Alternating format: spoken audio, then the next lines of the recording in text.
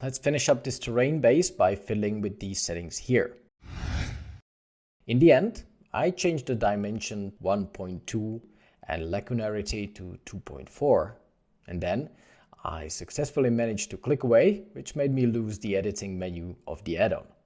No worries though, as mentioned, if that happens, you can just go to the create menu here and regenerate your terrain, and then play around with the same settings you know in this menu here.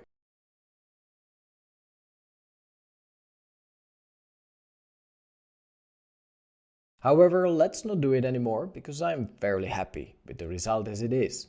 Instead, let's have a look at these landscape tools here, which offer you some more important options. There is actually a tool called Landscape Eroder right here, and if you hit it, a new menu will appear with an option to let it process your terrain and simulate various types of erosion. The more iterations you input here, the more the erosion effect will take place.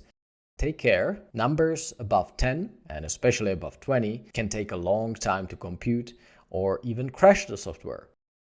I will actually not go too deep into this tool.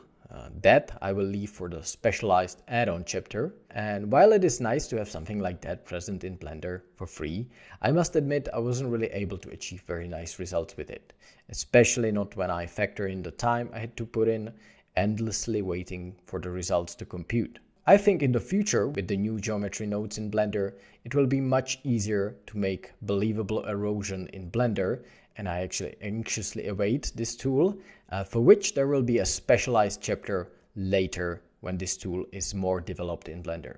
And there is actually still a pretty significant reason to use this add-on, even if just for a few iterations, like 4. The reason is, it automatically creates these super useful weight maps we can later use for texturing purposes.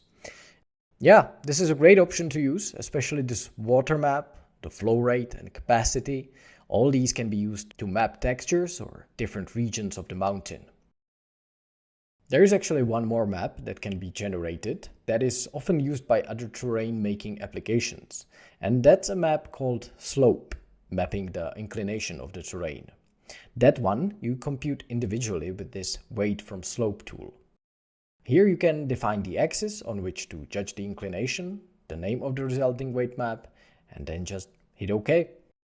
And see, anything that's red is horizontal, while other regions going into greens and blues are vertical. However, to make this all work, we mustn't forget one important step, and that is to UV map our terrain. For that, just go to Edit mode now, hit A to select all your vertices, then U and hit Unwrap. Depending on the shape of your terrain, the UV map will be more or less warped, and the more subdivisions you've added to your terrain, the longer the unwrapping will take. If you encounter some slight deformation in the shape of the UV, do not worry about it too much. With all the procedural stuff we will do, it will work just fine, I think, even with some distorted results. In case you have trouble with unwrapping, you can try out different settings of your terrain or post a comment in the section below.